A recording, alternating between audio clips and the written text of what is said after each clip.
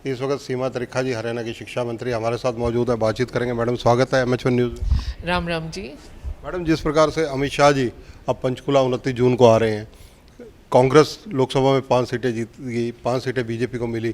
कहीं बीजेपी ने इसीलिए बहुत अच्छे स्तर पर या युद्ध स्तर पर कहे कि काम तो नहीं शुरू कर दिया? मैं समझती हूँ कि सबसे पहले हरियाणा की जनता लोकसभा चुनाव के बाद एक नतीजे पर तो पहुँची है। वो नतीजा ये है कि धोखा दे करके वोट भी नहीं लेना चाहिए, भ्रम जाल डाल करके वोट भी नहीं लेना चाहिए, झूठ बोल करके वोट नहीं लेना चाहिए। जिस संविधान की हम शपथ लेकर के आते हैं उसी संविधान के लिए झूठे अल्फाजों का माननीय प्रधानमंत्री जी के लिए और भारतीय जनता पार्टी के लिए भ्रम फैला करके इन्होंने वोट लेने का प्रयास किया। इन्होंने, मैं समझती हूँ कि जो इन्होंने बोला जी वो संविधान में छेड़छाड़ करेंगे और जी वो रिजर्वेशन को बदलेंगे, ऐसा कहाँ हुआ और कहाँ कब किसने कहा? और क्योंकि भारतीय जनता पार्टी की और प्रधानमंत्री जी की छवि ऐसी है कि यदि वो कुछ बोल दें तो वो उसे ज़रूर पूरा करते हैं। हालांकि उन्होंने इस विषय में कभी कोई बयान नहीं दिया, तो जनता में तो एक भ्रम फैला करके और बल्कि मैं कहूँगी डरा करके वोट लेने का काम किया। और भारतीय जनता पार्टी की तो रीति नीति है, हमारा तो एक परिवार का व्यवस्था ऐसी है कि हर 3 महीने बाद कोई ना कोई हमारा केंद्रीय नेतृत्व, शीर्ष नेतृत्व के तौर पर कोई ना कोई हमारे बीच में, हम सभी कार्यकर्ताओं के बीच में आते हैं और अपनी बात भी रखते हैं। हमारे को आगे क्या काम करना है उसके लिए भी हमें आदेशित और निर्देशित किया जाता है। और इसके साथ साथ समय समय पर मंडल स्तर से लेकर ज़िला स्तर, ज़िले से लेकर राज्य स्तर और राज्य से केंद्रीय स्तर, चारों स्तरों पर हमारी बैठकें लगातार चलती हैं। कांग्रेस लोकसभा चुनावों के बाद बहुत प्रफुल्लित नजर आ रही है। 75-80 सीटें विधानसभा में जीतने के दावे उनके नेताओं के द्वारा किए जा रहे हैं।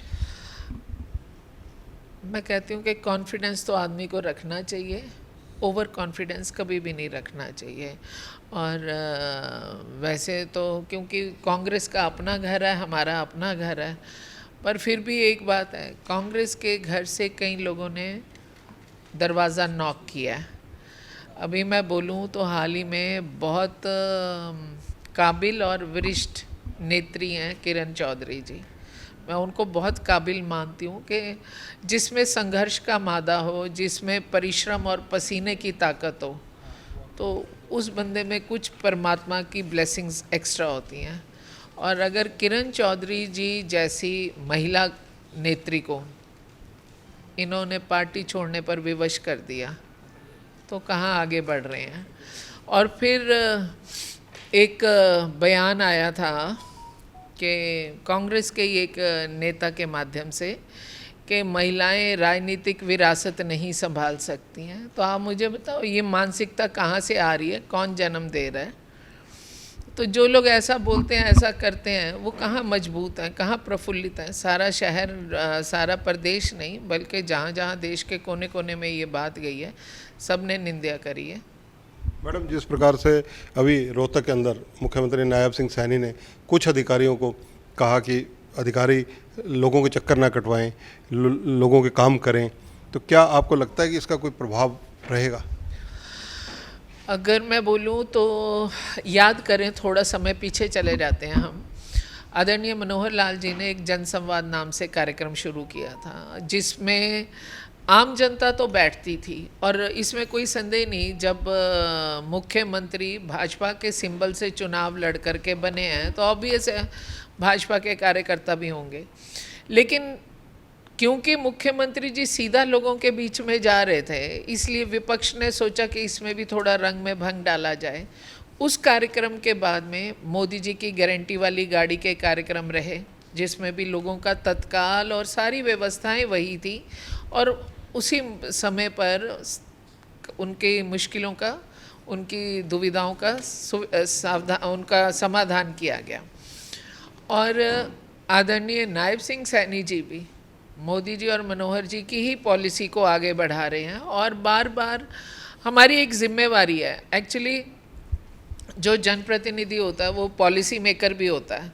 पर वो जनता के माध्यम से नियुक्त किया हुआ एक मॉनिटर भी होता है जो प्रशासन के ऊपर आंख रखता है कि प्रशासन हमारी वो कलम है जिसके माध्यम से हम जनता को सारी सुविधाएं और सेवाएं देते हैं। और यदि प्रशासनिक लोग सही समय पर यथासंभव हो करके डिलीवर करेंगे तो उसकी फीडबैक जहां प्रशासन को भूरी भूरी प्रशंसा देती है, वहीं सरकार का नाम भी आगे लेकर आती है। मैडम, जिस प्रकार से कांग्रेस ने 2014 में जब चुनाव डिक्लेयर हुए, मतलब होने वाले थे, विधानसभा चुनावों से पहले हुड्डा साहब चीफ मिनिस्टर थे, कुछ निर्णय लिए, जैसे 60 साल 58 से उम्र कर दी थी, कुछ स्थायी कर्मचारियों को 2011 और 14 में सरकार ने परमानेंट भी किया था। तो अगर उस वक्त बीजेपी की सरकार आई तो बीजेपी ने ये चीज़ें विड्रा की थी, आप कितना सहमत हैं इन चीज़ों से? मैं एक चीज़ कहती हूँ कि हम दोनों पार्टीज़ की व्यवस्थाएं अलग है, विचारधारा अलग है। वो सत्ता के लिए काम करते हैं और हम सेवा के लिए काम करते हैं। उनका सत्ता की लड़ाई तो इतनी ज़बरदस्त है कि आज पूरा हरियाणा सिर्फ कांग्रेस में बाप बेटे की पार्टी के नाम से जाना जाता है। और क्या हरियाणा में भाजपा का कोई एक ऐसा नाम हम दे सकते हैं? हम नहीं दे सकते। ये भारतीय जनता पार्टी है जिसमें एक दिन पहले या उसी समय कहा जाता है मुख्यमंत्री को कि आप अपना रेजिग्नेशन दें, और मुख्यमंत्री सवाल नहीं करते, वो रिज़ाइन करके दूसरे साथी को मुख्यमंत्री बना करके आगे निकल जाते हैं। तो कांग्रेस की तो ये व्यवस्था ही नहीं है। वहाँ पर तो आधे लोग इसीलिए कुचल दिए गए कि मुख्यमंत्री मैं रहूँ या मेरा बेटा रहे, तो कैसे दोनों का एक जैसा होगा। और भारतीय जनता पार्टी ने व्यवस्थाएं बदली हैं, और अगर मैं बोलती हूँ व्यवस्था बदली है तो मैं कई बार आदरणीय मनोहर लाल जी से भी पूछती थी कि ये जो आपने 1,80,000 की सीमा करी सालाना आमदनी की, जबकि पूरे देश में 1,20,000 है, तो क्या हरियाणा भाजपा ने, मतलब हरियाणा सरकार ने कोई नोट छापने की मशीन लगाई है? कैसे पूरा करेंगे इनको हम? क्योंकि 60,000 आपने बढ़ा दिया, उस खाई को हम पाटेंगे कैसे?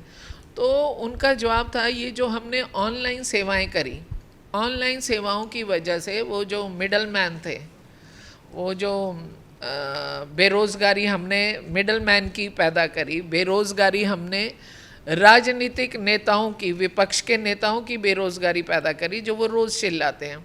तो जो इससे हमारे पास बचत हो रही है वो जनता का पैसा जनता में जा रहा है। तो हमारा दोनों का संस्कार, दोनों की विचारधारा बिल्कुल विपरीत दिशा में चलती है। धन्यवाद। तो ये हैं सीमा त्रिखा, सहज सरल व बड़े अच्छे तरीके से अपनी बातों को कहने की कला इनके पास है, बिना इरिटेट हुए हर बात का जवाब सहजता से जिस प्रकार देती हैं, निसंदेह सरस्वती की कृपा इन पर है। कैमरामैन जसवीर के साथ चंद्रशेखर धरनी, MH1 न्यूज़, चंडीगढ़।